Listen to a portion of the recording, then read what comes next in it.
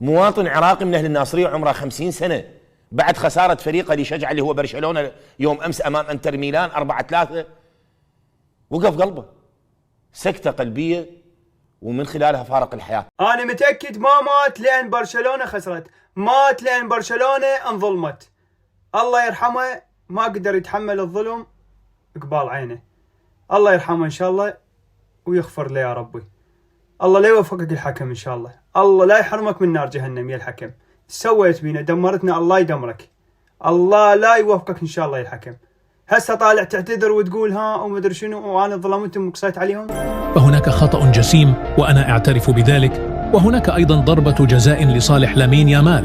فأنا بعتذر لنادي برشلونة وكل الجماهير التي تضررت من هذه الأخطاء التحكيمية الجسيمة والغير مبررة، والتي كانت سببا حقيقيا في إقصاء برشلونة من دوري أبطال أوروبا. ليش هيجي؟ بعد ايش؟ بعد ايش؟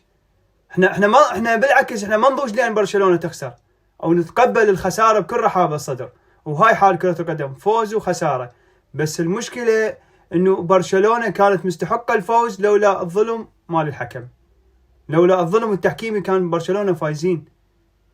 حسبي الله ونعم الوكيل على هذا الحكم وعلى كل ظالم إن شاء الله، ونعوض بالجايات والقادم أفضل، والله يرحم الحج إن شاء الله برحمته الواسعة.